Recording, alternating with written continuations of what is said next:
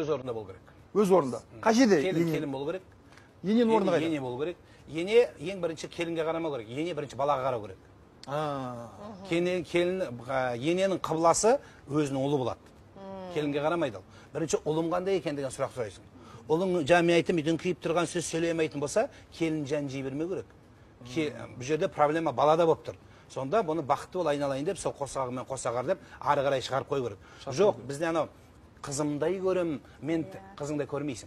Қыздай болу дұрыс емес ол. Ол айдалада біреудің қызы. Ол готов болып пешатталып, уже қалыбы құйылып сіздің үйіңізге келген адам. Енді оны ары қарай келінді не істейді?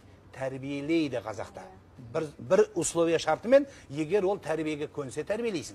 Көнсе. Оның тұрнағы ұзын болып. Айгүл сияқты келді, мен үйренем, қалай жасайым, не істеуім керек, айтыңызшы деп тұрса. Бұның анасы солай үйреткен, қызым, сен жат жұрттысың, тастай батып судайсың десе, амал жоқ, басын төмен иіп кіреді. Одан кейін мен сіздерге айтып беретін, елдің алдында ойнайтын енелер өте көп бізде. Қазір бізде өз көп ел ішім болып кетті ғой.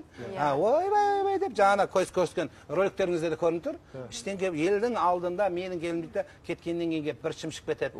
Бұл одан кейін жасыратыны жоқ, жамандайтын енелер көп. Бұның әкесі жоқ, бұның шешесі жоқ, бұл түк көрмеген.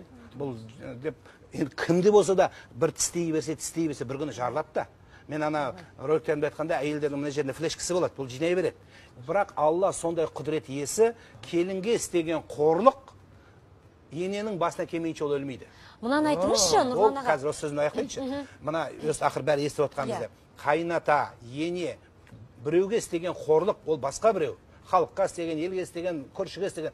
Бірақ үйдегі келінге, күйеу балаға істеген қорлық алдыңа келмейінше, Құдай өміріңді сондай ұзын қылып береді, сол келінге сүмірейіп, күнің қарап, сол астындағы не қызың, не балаң астыңды тазаламағанда, сол келінге сүмірейіп күнің қарап өтеді сенің. Сондықтан біреудің ақысына кірмеңіздер. Ол да біреудің баласы. Бірақ келіннің де келіні бар. Бұл жерде тағы да айтып көру, келіндерді ұшырып космосқа ұшырып жібермейміз оны. Келіннің қазақтың ұлттық өзінің коды бар.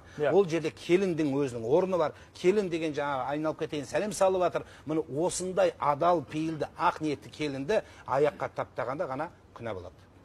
Тамаша айтылды, иә.